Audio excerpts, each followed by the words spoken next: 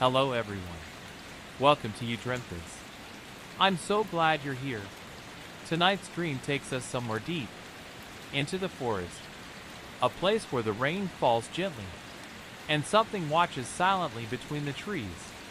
These are true stories, told by those who came back, about cabins, trails, and the things they met in the dark. Before we begin, take a moment to subscribe, like the video, and leave a comment letting me know where you're listening from and what time it is for you. Now, get comfortable. Let your shoulders drop. Let the day melt away. And when you're ready, close your eyes. Take a deep breath and follow me into the woods where the path fades and the trees remember everything. Story 1. The Man Outside the Cabin Window. I used to hike often when I was in college. The trails behind our town led into a dense forest, popular with backpackers and campers. One weekend, a friend of mine let me borrow his family's remote cabin to study and disconnect. It was small, simple, no power, no running water, just a cot, fireplace, and a locked box with essentials. I hiked in, about 6 miles from the nearest road. Got there just before sundown. The cabin was surrounded by tall pine and birch, and though there were trails nearby, I didn't expect to see anyone. The first night was quiet. I lit some candles, read for a bit, and fell asleep to the sound of wind and light rain on the roof. At around 3 a.m., I woke up suddenly. The fire was still glowing a little. The rain was coming down harder. But something was off. There were footsteps outside, slow, deliberate, crunching across the wet leaves and soil. I held still and listened. They stopped right outside the wall behind me. Then, a soft scrape, like a boot shifting against wood. I whispered, "Hello?" thinking maybe a hiker got lost. No response, just silence. Then, something even more chilling. Knuckles tapping on the window. 3 slow, gentle knocks. Then silence again. The only light in the room was from the coals. I couldn't see outside, just my own reflection in the glass. I whispered again, "You okay?" Still nothing. I didn't sleep the rest of the night. When the sun finally came up, I opened the door. The air smelled clean. Birds were chirping, but outside the window were boot prints. Only one set, and they led away straight into the woods. No turns, no detour. Just a straight path deeper into the forest. Story 2. The Tarp in the Trees. This happened to a couple who posted their story online. I've changed names for privacy, but the rest is told exactly as it happened. Ben and Lisa were camping in Oregon during early autumn. They were experienced hikers and had done this trail many times. That weekend, they planned to set up near a lake a few hours off trail, somewhere secluded where they could stargaze. But as they neared the site, Lisa noticed something strange. A large green tarp strung between trees about 200 yards off the path. They thought it might be another camper, but it was in a weird position, too low to be a shelter, and no tent or fire pit nearby. Out of curiosity, they walked closer. The tarp had something under it, but the closer they got, the more wrong it felt. There were clothes scattered on the ground, torn, muddy, soaked. A small plastic doll, missing an arm, sat half buried in the leaves. They called out, "Hello?" No answer. Ben stepped closer and gently lifted the tarp. Underneath was a circle of stones. Inside the circle, dozens of animal bones, feathers, and something that looked like dried blood painted in lines on a flat piece of bark. Lisa grabbed Ben's arm. "We need to go. Now!" They backed away and didn't speak again until they were half a mile from the site. But that night, while in their tent, Ben heard something. Faint movement outside. Leaves shifting. Then, the unmistakable sound of rope being pulled, like something being tied or untied. They unzipped the tent slowly. Nothing. But the trees nearby had new rope pieces hanging from them. 3 in a triangle. They packed up and hiked out that same night in total darkness. No more tarps. But they both said, the forest was whispering. Story 3. Lost Trail, Lost Time. This story was submitted anonymously. In 2018, a solo backpacker named Aaron hiked in Colorado's San Juan Mountains. He was trying to complete a 3-day loop, but lost the trail around the second day due to snow cover. With the sun going down and no signal, he set up a quick camp near a slope. That night, he dreamed of a woman's voice calling his name. Not shouting, not panic, just calling softly, over and over. When he woke up, it was still dark. But he still heard the voice, faint, echoing down the slope. He thought maybe someone was lost, so he grabbed his flashlight and called back. No reply. Still, he walked downhill, careful not to slip. The voice came again. Aaron! And this time, it was right behind him. He spun around. Nothing. Just trees. Suddenly, he heard something crashing in the forest. Huge, heavy movement. A loud crack. He ran back to camp. Only, when he got there, it was gone. No tent. No fire pit. No tracks. Just snow and untouched ground. He checked his GPS. The screen was frozen. The date read October 14, 2031. He panicked, thinking he had hypothermia or brain fog. He turned in circles, yelling, trying to remember landmarks. Eventually, he saw a small light in the distance, orange and flickering. When he reached it, it was an old ranger's cabin. He banged on the door, and a man inside opened it. The ranger was shocked. Said no one had used that trail in years. Aaron was airlifted out the next day. His family had reported him missing, but only 24 hours had passed. Still, he swore, when he looked in a mirror at the ranger station, his hair had streaks of gray that weren't there before, and a long scratch down his shoulder that hadn't been there when he went to sleep. Story 4. The breathing in the tent. In 2016, a woman named Haley took a solo trip to a national park in Washington. She had a stressful job and was looking forward to a few quiet days of hiking and journaling. She found a remote site and pitched her tent near a ridge overlooking a foggy valley. It rained lightly that evening. Peaceful. She fell asleep to the sound of soft wind in the trees. But around 2 a.m., she woke up. Not to sound, but to a feeling, like someone was watching her. Then she heard it, breathing. Not hers. Not from inside the tent, but from right outside. Heavy, strained, uneven.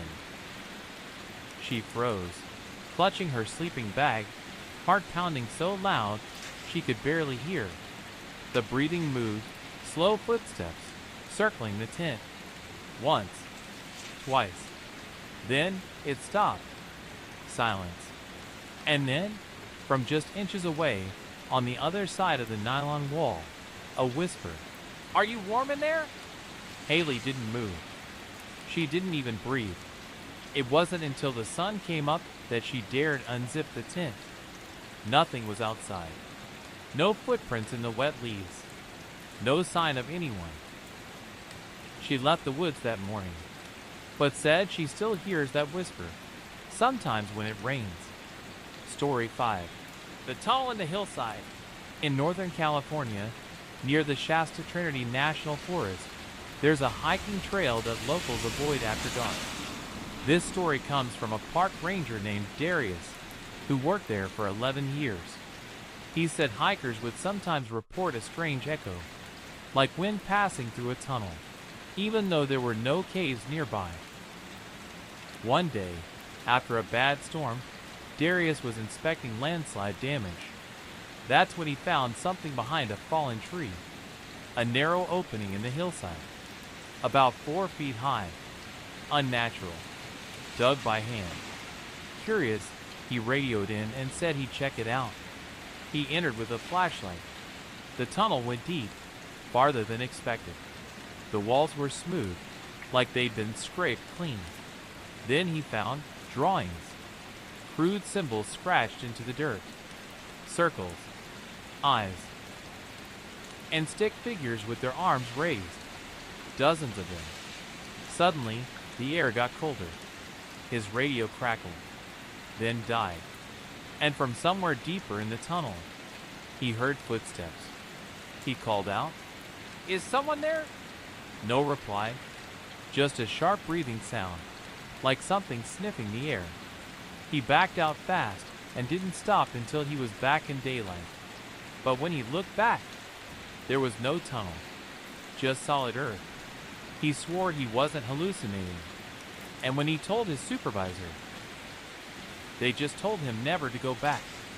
The weird part? A month later, a lost hiker showed up at a ranger station in a different county, barefoot, covered in dirt, mumbling something over and over. "The tunnel moves. The tunnel moves." Story 6. The stranger at the trail marker. A couple was hiking in the Appalachian Mountains, a multi-day trip through quiet, forested stretches. On their second evening, they reached a trail marker they'd passed earlier in the day. That's when they saw him.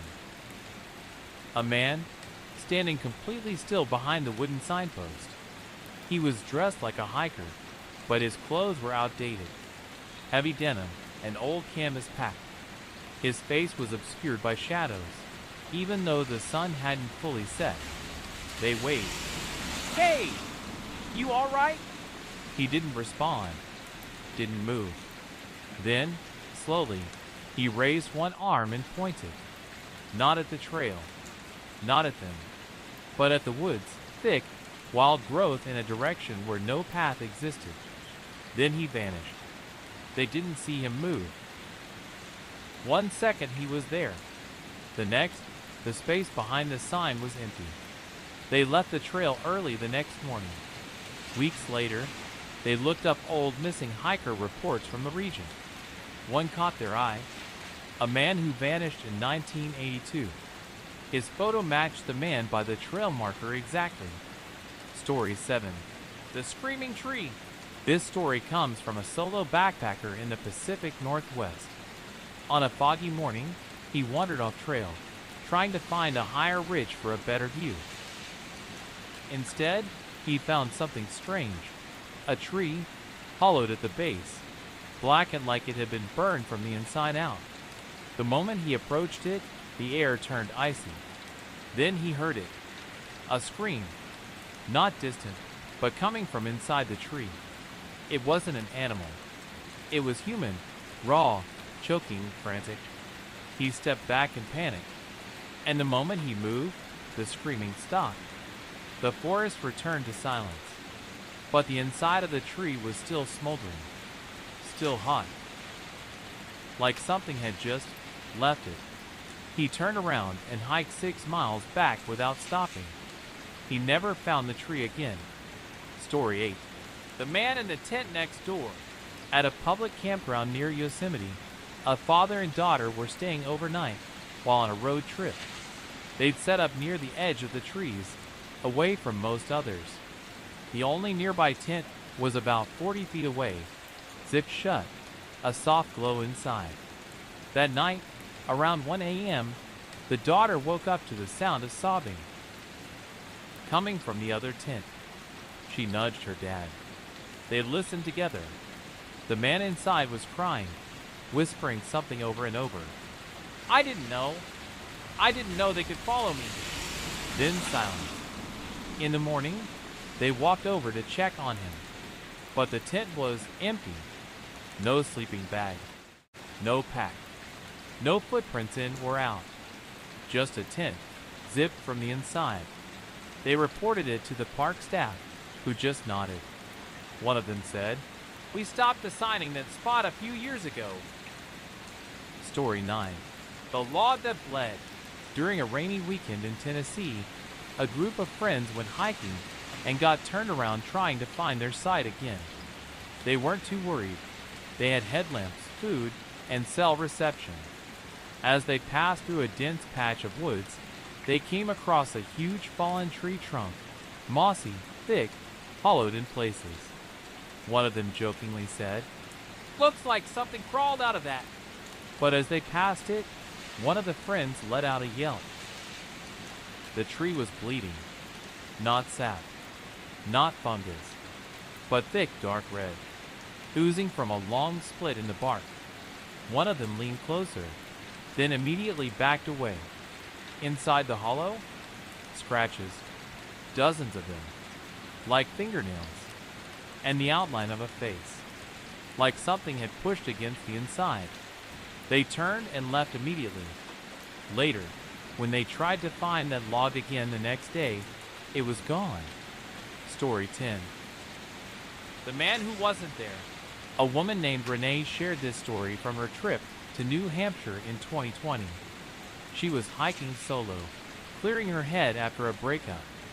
On the third day, she kept spotting a man in the distance, gray jacket, tan pants, always walking ahead, never close enough to speak to. She called out once, no response. She figured he was just another hiker keeping pace. That night in her tent, she woke up around 3 a.m. There was a figure standing about 10 feet from her tent, completely still. She thought it was the same man, same jacket, same stance, only this time he was facing her and not moving. She sat frozen for what felt like hours. When morning came, she unzipped the tent. No one was there, but where he'd stood, the grass was flattened, like someone had been standing perfectly still for a long, long time. She hiked out without finishing the loop. Later, she realized something strange. She'd never seen footprints. Not his. Not once. Story 11. The Door in the Cliff. In Utah, a group of 4 hikers were exploring a series of canyons rarely visited by anyone outside the locals. Deep into their second day, one of them noticed something odd in the rock wall ahead, a perfect rectangle. As they got closer, they realized it was a door. Old wood, carved with spiral patterns, wedged into the sandstone. It didn't make sense.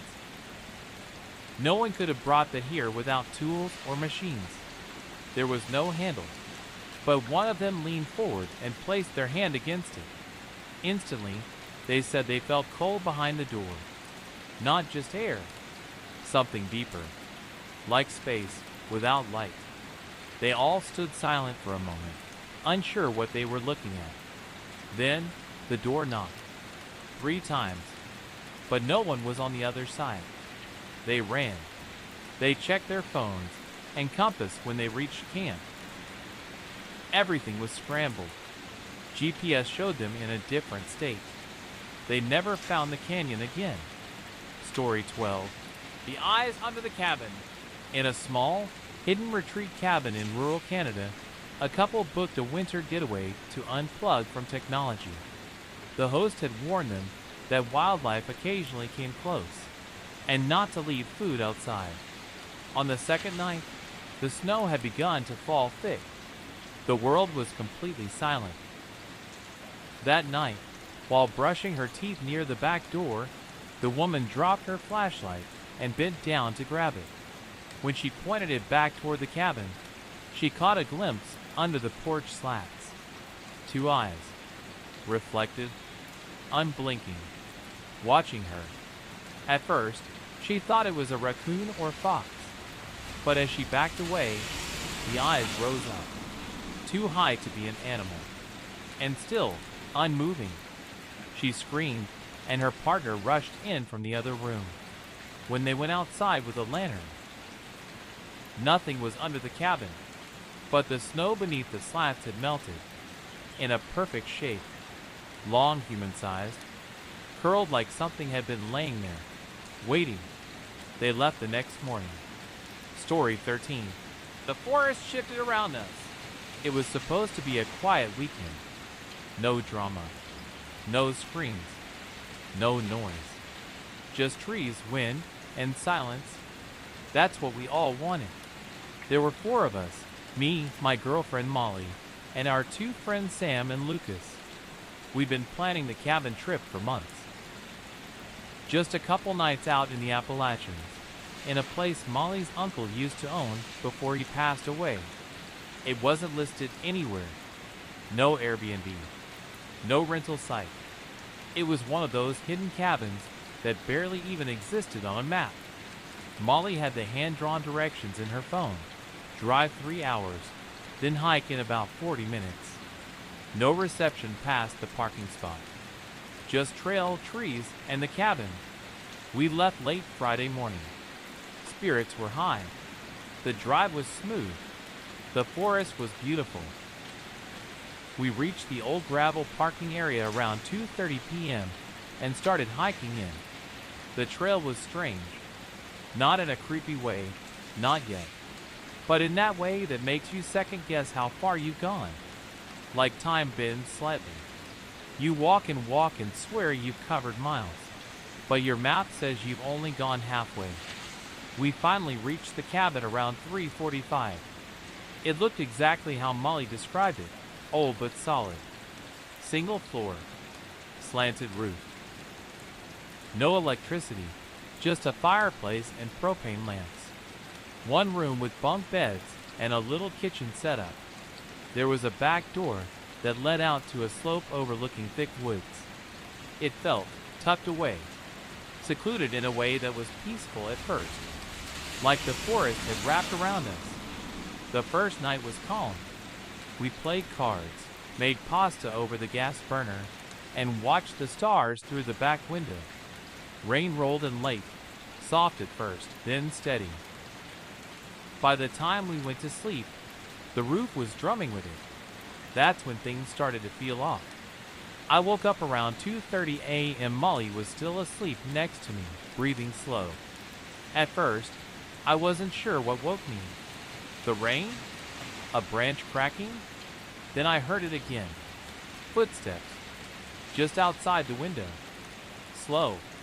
Wet. Heavy. Squelching against the earth. I didn't move. Just stared up at the ceiling and listened. The steps circled the cabin once. I heard the back porch creak. Then silence. I told myself it was a deer. Maybe a bear. But something about the rhythm of the steps, the weight of them, felt wrong. Too steady. Too human. I didn't sleep again that night. The next morning, I didn't say anything. I didn't want to sound paranoid. We were supposed to be relaxing. Sam and Lucas made coffee over the fire, and we all sat outside under the overhang as the rain lightened. Everything smelled like pine and wet leaves. That's when Molly noticed something near the edge of the trees. Did anyone leave their shoes out? We all looked. Sitting about 20 feet into the woods, just barely visible from the porch, was a pair of old brown boots. Soaked, caked in mud, pointing directly toward the cabin. None of us had worn boots. We had hiking shoes. Lucas walked over, but when he got close, he stopped. He turned around slowly and said, "There's something in them." We joined him. Inside each boot, jammed deep into the toe, were animal bones. Small, sharp, clean. We left them where they were. That day was quiet, but the air felt different. The forest wasn't peaceful anymore. It felt heavy, like it was waiting. We stayed close to the cabin, played music, tried to laugh. But the silence outside had changed. The birds weren't singing. The wind had dropped. And even though it rained all day, none of us could shake the feeling that something was watching from just inside the tree line. Molly kept checking the back door. Every time she glanced at it, she looked wrong. Her eyes didn't focus. I asked her about it later. She said, It feels like the forest is leaning in. That night, it escalated. We all heard it. Around 1:40 a.m., a sound woke us up. A knocking on the back wall. 3 knocks. Slow, deliberate, then again from the front. Knock, knock, knock. We froze. No one moved. The lantern had burned out. The cabin was pitch black. Then footsteps on the roof. Lucas whispered, "That's not possible." The roof sloped, but we all heard it. Something walking up there, pacing. Then silence, and a whisper, right at the back window. Not a voice any of us recognized. It said, "You're in it now." We didn't sleep again. We kept the fire low, packed some bags, and decided we'd leave at sunrise. None of us wanted to hike out in the dark. But here's where it got impossible. When morning came, we stepped outside, and the trail was gone. The markers we passed on the way in, the rocks, the worn patch of dirt, all gone. There was only dense forest in every direction. No path, no break in the trees. We circled the cabin twice, trying to orient ourselves. The compass spun. The GPS flickered. It was like the forest had folded itself over us. Like we had never walked in. Like the world outside had closed. Lucas started panicking. He shouted, ran a few hundred feet into the trees. We followed him. When we reached him, he was standing in front of something none of us had ever seen. A tree carved entirely with faces. Dozens of them. Mouths open. Eyes hollow. Screaming silently in the wood. Fresh carvings. Not old. Each one the same size, spaced evenly around the trunk. Molly turned pale. Sam said he felt sick. We backed away. But before we left, I noticed something at the base of the tree. A boot. The same one we saw the day before. Still wet. Still full of bones. We stumbled back to the cabin. Locked the doors. Closed the curtains. We stayed there the whole day. Rain returned. Thunder cracked once. And the forest just watched. No birds. No movement. No sky. That night, something changed. The cabin groaned, like it was sinking into the ground. And then, the wall started breathing. I'm not exaggerating. The wood flexed in and out. Subtle, but real. As if the air pressure was pulsing. Like we were inside something alive. Lucas started sobbing. Molly scratched at the back door, murmuring something about letting it in. Sam held her hands and whispered to her until she calmed down. I watched the window, because just outside, in the rain, were more boots. Pairs of them. 4, 6, maybe more. All pointing inward. All perfectly still. We lost time. That's the only way I can explain it. The next thing I remember was waking up in the daylight. Bright. Harsh. No rain. No sound. Just wind in the trees. I sat up. We were all lying in the grass. No cabin. No boots. No trail. Just the old gravel parking lot. Our car sitting in the exact same spot. Untouched. The clock inside said 9:17 a.m. We were gone for 2 days. But my phone said only one had passed. And none of us remembered how we got out. We don't talk about it. We tried to, at first. But something about saying it out loud made us feel sick. Molly deleted the directions from her phone. Lucas moved to a city. Sam doesn't hike anymore. And me? Sometimes I dream about the cabin and the forest around it. And in the dream, I'm still there. I'm still trying to leave. But the trees shift when I move. The path disappears behind me. And the whisper comes again. You're in it now. Thank you for listening. If you made it this far, you're safe now. But the forest? It remembers. If you've ever stepped off the trail and felt something watching, you're not alone. Leave your story in the comments. And remember, not every trail takes you back. Good night, and sleep well.